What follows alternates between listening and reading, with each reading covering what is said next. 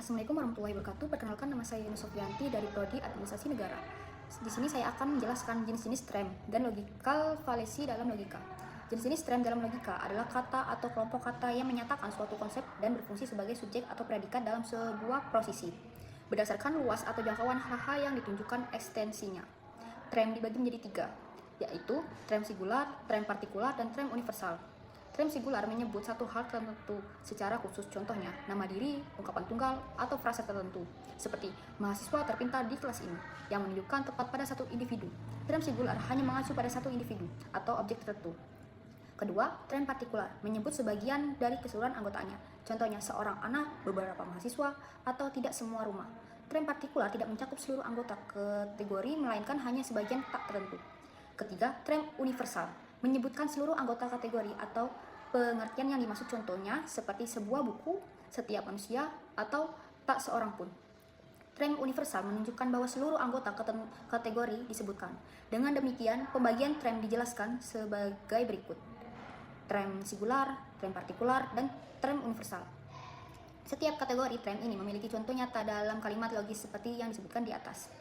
Bentuk sesat pikir atau logical fallacy. Sesat pikir adalah kesalahan atau keliruan dalam penalaran sehingga argumen menjadi tidak valid secara logis. Beberapa bentuk sesat pikir yang sering dijumpai antara lain dikotomi palsu atau false dilema, menyajikan suatu situasi seolah hanya ada dua pilihan, seperti hitam atau putih. Padahal sebenarnya ada opsi lainnya. Contohnya, seorang berkata, kondisi gedung sekolah sangat buruk. Kita hanya punya dua pilihan, meruntuhkan gedung itu atau membangun baru, atau mempertaruhkan keselamatan siswa. Karena keselamatan yang utama, kita harus merobohkan gedung ini. Ini menutup kemungkinan memperbaiki gedung atau solusi lainnya, sehingga merupakan dikotomi palsu. Argumen tersebut secara keliru mengabaikan kemungkinan bahwa kita mungkin bisa memperbaiki gedung atau menemukan cara lain.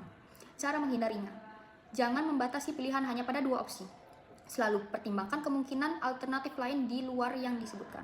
Dalam contoh di atas, alih-alih menganggap pilihan hanya merobohkan atau mempertaruhkan keselamatan, kita bisa mempertimbangkan perbaikan gedung atau solusi kombinasi lainnya. Menyadari adanya opsi tambahan cegah terjebaknya pada kesesatan dikotomi palsu. Kedua, ad hominem atau serangan pribadi. Menyerang karakter atau sifat pribadi lawan bicara alih-alih menanggapi argumen yang diajukan, misalnya dalam percakapan.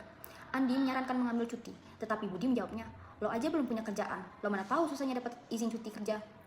Budi tidak menanggapi argumen izin cuti, melainkan menyerang pribadi Andi yang belum bekerja. Sehingga termasuk ada hominem cara menghindarinya. Fokuslah pada pokok persoalan dan bukti argumen, bukan pada karakter lawan bicara. Jangan menyerang pribadi, misalnya menyebut kekurangan personal, karena hal itu tidak relevan secara logika. Evaluasi argumen berdasarkan fakta dan penalaran yang relevan. Gunakan bukti untuk mendukung pernyataannya, serta pahami maksud lawan bicara sebelum menanggapi dengan berpikir kritis dan objektif.